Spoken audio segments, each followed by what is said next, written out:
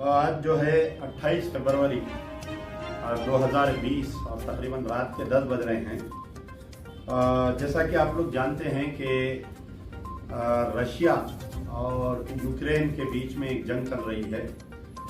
इसको जंग नहीं बोल सकते, बल्कि रशिया की तरफ से ज़बरदस्ती यूक्रेन के ऊपर जो है हमला किया गया, बमबारी की गई है। तो इसमें जो है तकरीबन हमारे इंडिया के मोर देन 30,000 स्टूडेंट्स वहाँ पर फंस गए।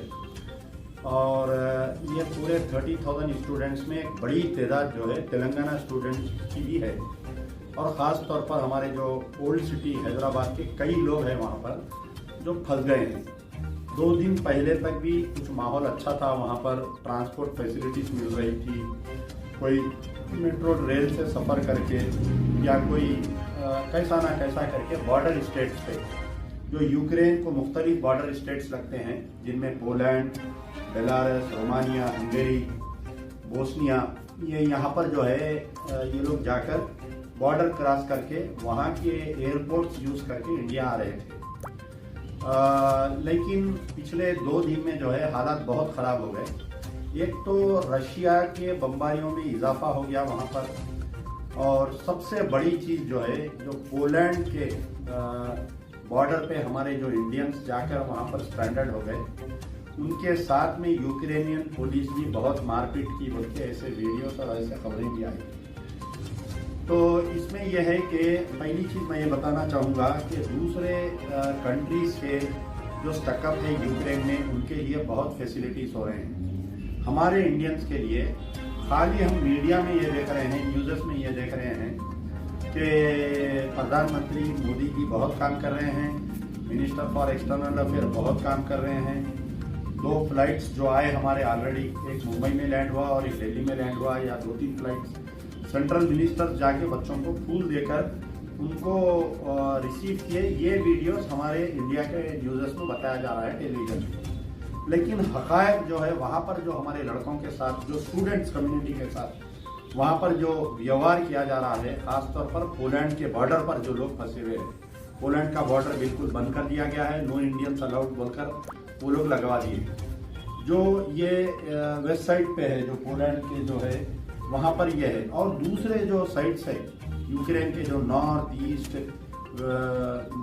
ये आपके साउथ में जहाँ पर फंसे हुए हैं लोग, उनकी तो ना कोई खबर आ रही, ना उनके कोई फोन्स का कांटेक्ट हो रहा, ना उनके पेरेंट्स से बातचीत हो रही। 8 दिन से कई लोग फंसे हुए हैं वहाँ पर। तो सबसे पहले तो ये जो मिनिस्ट्री फॉर एक्सटर्नल अफेयर बोलिए, ये हमारी बीजेपी की सरकार जो है उत्तर प्रदेश और 5 रियासतों में जो इलेक्शंस हो रहे हैं उसमें मसरूफ़ है, बल्कि अपने बच्चों को बचाने के लिए।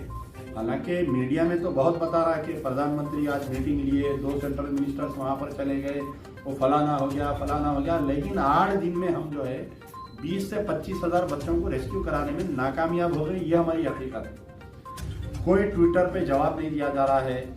मिनिस्ट्री फॉर एक्सटर्नल अफेयर में जो हेल्पलाइन बनाया गया है, बच्चे वहाँ से कॉल कर रहे हैं, पेरेंट्स यहाँ से कॉल कर रहे हैं, तो एक ही जवाब दिया जा रहा है कि हम जो है बातचीत कर रहे हैं, उससे हटके कोई जवाब नहीं दिया जा रहा।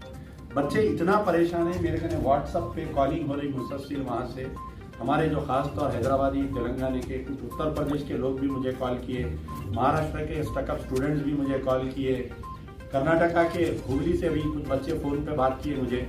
वो लोग बोल रहे हैं कि भाई हमारे कहने ना तो हम बाहर जा सक रहे हैं, ना तो हमारे पास पैसे है, ना हमारे को खाना मिल रहा।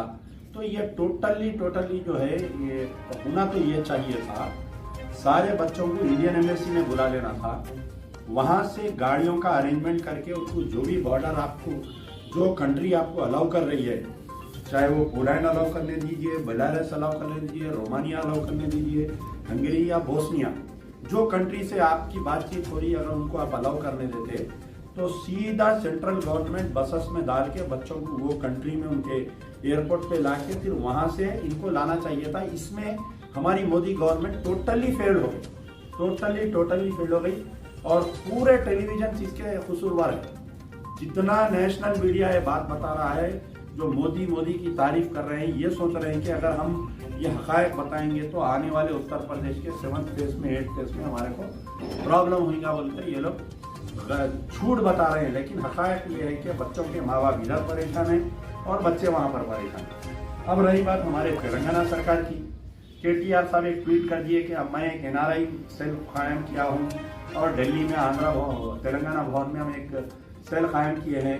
ये भी नहीं हो रहा था। यहाँ ये होना चाहिए था कि जैसा ही ये वाक़या स्टार्ट हुआ, हमारे KCR साहब या यहाँ से एक 2-3 मिनिस्ट्रीज की टीम लेकर जो है मोदी का ने जाना चाहिए था, वहाँ जाके बैठ के बोलना कि आप जो है हमारे बच्चों को बचा कर लाओ। लेकिन KCR साहब अपनी दुनिया में मसरूफ है, उन्होंने दूसरे चीफ मिनिस्टरों से बात करने के वास्ते दिल्ली जा रहे हैं, लेकिन KCR साहब का वक्त नहीं है कि अपने तेलंगाना के जो बच्चे यूक्रेन में स्टकअप है उनके लिए बात करने के लिए वक्त नहीं है। ठीक है, ये KCR साहब और KTR साहब के ये रवैया है। हैदराबाद ओल्ड सिटी के तकरीबन नहीं बोले तो कम से कम एक 200 बच्चे हैं ये 7 असेंबली कॉन्स्टिट्यूंसीज के। यहाँ पर आप दारुसलाम में कोई सेल कायम करना था, जो बच्चे फंसे हुए हैं उनके लिए हम एक स्पेशल सेल कायम करते हैं, माँ बाप आके हमारे को रजिस्टर करो। असदुद्दीन ओवैसी एक आध MLA को तयन करना था। Asaduddin Owaisi Hyderabad member of parliament है, आप जाके वहाँ पर मिनिस्टर फॉर एक्सटर्नल अफेयर से मिलना चाहिए था, आप जाके वहाँ पर प्राइम मिनिस्टर मोदी से मिलना चाहिए था। यहाँ से एक MPs का TRS MIM का डेलीगेशन जाके प्राइम मिनिस्टर से मिलना चाहिए था, डॉक्टर सुब्रमण्यम जयशंकर से मिलना चाहिए था।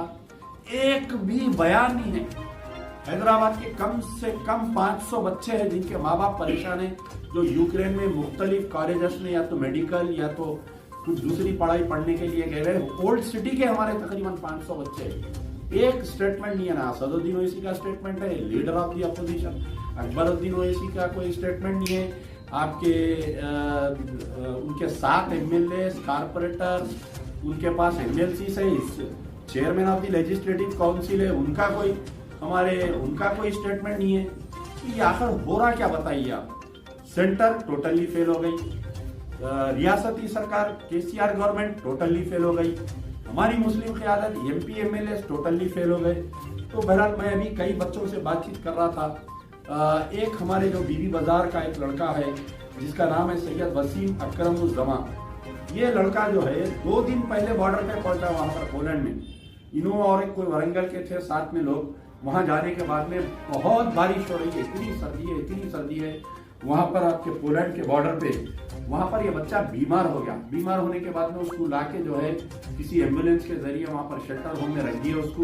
वो बच्चा वहां पर बीमार है, ये बच्चे के मामू है, बच्चे का भाई है, ये लोग यहाँ पर परेशान है। बोल रहे साहब हमारे कोई रेस्पॉन्स नहीं मिल रहा, ना तो स्टेट गवर्नमेंट से कोई रेस्पॉन्स मिल रहा, ना सेंट्रल गवर्नमेंट से। इन्होंने ट्वीट किए, मोदी को ट्वीट किए, डॉक्टर सुब्रमण्यम जयशंकर को ट्वीट किए, KTR को ट्वीट किए। KTR साहब को तो फुर्सत ओल्ड सिटी से कोई ताल्लुक नहीं है भाई।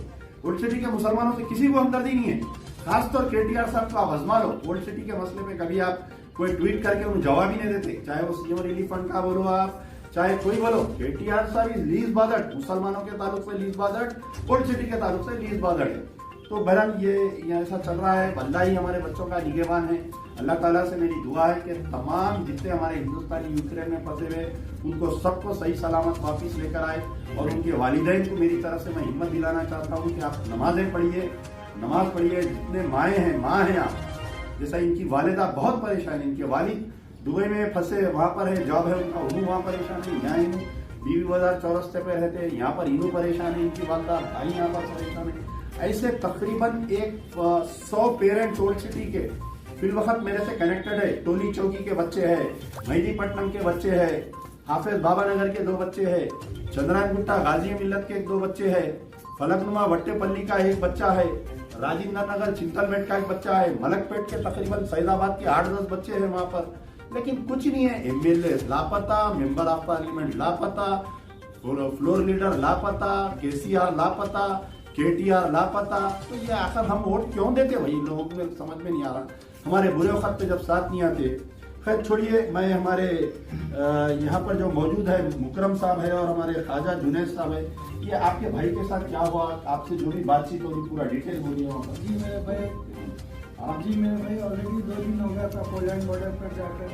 वहाँ पर ऑलरेडी बहुत बारिश हो रही है, तो स्नो गिरा, जिसकी वजह से उनकी तबीयत ख़राब हो गई, बेहोश हो गए थे। तो वहाँ से यूक्रेन एम्बेसी वहाँ पर से ले लेके हॉस्पिटल में ले लेके गए। वहाँ पर ट्रीटमेंट चल रहा, अभी तो ग्लूकोज वगैरह चढ़ा, तबीयत बहुत ख़राब हो गई थी। और यहाँ पोलैंड बॉर्डर पे अंदर नहीं ले रहे इंडियन स्टूडेंट्स को। ये पासपोर्ट्स के बारे में आप कुछ बोल रहे थे, कई बच्चों के पासपोर्ट्स नहीं है जो। जी, कई बच्चों के पास पासपोर्ट नहीं है और उन लोग को अंदर नहीं ले रहे। तो पासपोर्ट्स नहीं रहने की वजह इनका नहीं, मतलब जल्दी। अच्छा, ये जो जल्दबाजी में जो जैसा ही सायरन बजे बच्चे जो है अपने रूमा छोड़ के भागे, तो ये लोग सामान भी नहीं ले सके। कई बच्चों के पासपोर्ट्स नहीं है, तो अब उनका क्या होगा समझ में नहीं आ रहा। वो कैसा इनको आइडेंटिफाई करेंगे कि आप इंडियन है बोल के। तो ये बेचारे हमारे मोहम्मद ख्वाजा जुनैद साहब है कि आप लड़के, आपकी भांजी का लड़का है ये। जी, तो जी, क्या आपको क्या बोलिए आप। जी, मेरी भांजी का लड़का है। ये 2 दिन से जो ना वहाँ पे एडमिट है हॉस्पिटल में, और इसकी तबीयत बहुत खराब है। और हम अमजदुल्ला यहाँ पूरे लोग यहाँ परेशान है, हमारी पूरी फैमिली परेशान है। हम अमजदुल्ला खान साहब के पास आए थे, और माशाल्लाह आपने जो ना हमारे साथ अच्छा ताउन किया है। अल्लाह इनकी सेहत दे, और हमारे जितने भी इंडियन जो बच्चे वहाँ स्टूडेंट जो फंसे हुए हैं, अल्लाह उनको खैर खूबी से हमारे मुल्क को वापस लाने की तौफीक अता करे। और हम जो ना दुआ गो है कि आज जगने की रात है, अल्लाह इस सब परेशानियों और इस सब मसले का हल निकाले। आमीन, आमीन। मेरी तरफ से ये आप लोगों के लिए दुआ है। बहरहाल ये एक ख्वाजा जुनैद साहब या मुकरम साहब परेशान नहीं है, बल्कि मेरे पास इतने टेलीफोन आ रहे हैं जो हैदराबाद के और तेलंगाना के जो माँ बाप है। मैं बोल रहा हूँ कि कम से कम हमारे हैदराबाद के ही तकरीबन 100-150 बच्चे और तेलंगाना के 500 बच्चे। केटीआर साहब हरकत में आओ, असदुद्दीन ओवैसी साहब हरकत में आओ, अकबरुद्दीन ओवैसी साहब हरकत में आओ। एक डेलीगेशन यहाँ से लेकर जाओ, जाके मोदी से मिलो, एक्सटर्नल अफेयर मिनिस्टर से मिलो, प्राइम मिनिस्टर ऑफिस के बाहर धरना दियो, आप लोग बैठ जाओ, हमारे तेलंगाना के बच्चों को पहले बचा के टॉप प्रियोरिटी में लेके आओ। बोलो आप देखिए, आप दूसरे कंट्रीज के बच्चों को कैसा वहां पर रेस्क्यू किया जा रहा है। यहाँ पर गड़बड़ ये हुई कि यूक्रेन में बसों में बिठा के दूसरे कंट्री में गवर्नमेंट की तरफ से ट्रांसफर करवाना चाहिए था। इनको ये बोल रहे हैं कि तुम अपनी खुदी से बॉर्डर क्रॉस करो, हम तुम्हारे को लेके आते हैं। ये कैसी बात बताइए। वहां पर पूरा पब्लिक ट्रांसपोर्ट सिस्टम बरखास्त है, वहां पर ना रेल है, ना वहां पर ट्रेन है, ना वहां पर गाड़ी है। कैसा आएंगे बताइए। अब ये बच्चा जो है वसीम, इन्हें पोलैंड से तकरीबन 15 किलोमीटर दूर एक हेल्थ सेंटर में है। इन्हें इसको बुखार, खांसी, बात नहीं कर सक रहा फोन पे। इन्हें बोल रहा मैं पोलैंड तक कैसा जाऊं साहब, 12 किलोमीटर पैदल, मैं पैदल फिरूंगा, एक आध बम आके मेरे आंख पे गिर जाएगा, मैं कैसा जाऊं बोल के पूछ रहा इन्हें। और कई ऐसे स्टूडेंट्स फंसे हुए जो बीमार हो गए, यूनिवर्सिटियों से भागे, पोलैंड पे गए, बारिश सर्दी इतनी है, बीमार हो गए वो लोग। तो स्टेट गवर्नमेंट पहले तो सेंट्रल गवर्नमेंट को हकीकत में आना चाहिए, नेशनल मीडिया को हकीकत बताना चाहिए। मोदी गवर्नमेंट टोटली फेल हो गई, लेकिन यहाँ पर वैसा नहीं हो रहा। स्टेट गवर्नमेंट केसीआर साहब ये छोड़ो, आप दूसरे चीफ मिनिस्टरों से मिल रहे हैं, अरविंद केजरीवाल से मिलते हैं, ममता बहन। अरे भाई पहले अपने बच्चों का देखो। तो आप अपने बच्चे फंसे हुए हैं, जाके मोदी के, अब आप दिल्ली में मोदी के प्राइम मिनिस्टर हाउस के बाहर धरना बैठ जाओ। केटीआर साहब ट्वीट करते वोटा लेना मालूम मुसलमानों के, पुराने शहर के भी बच्चों के बारे में पूछो, असदुद्दीन अकबरुद्दीन दोनों हरकत में आओ, पूरा एक डेलीगेशन लेकर जाओ। छोड़ो यूपी में एक सीट आने वाली नहीं है आपकी, मगर बच्चों के बारे में सुनिए आप यार। जिंदा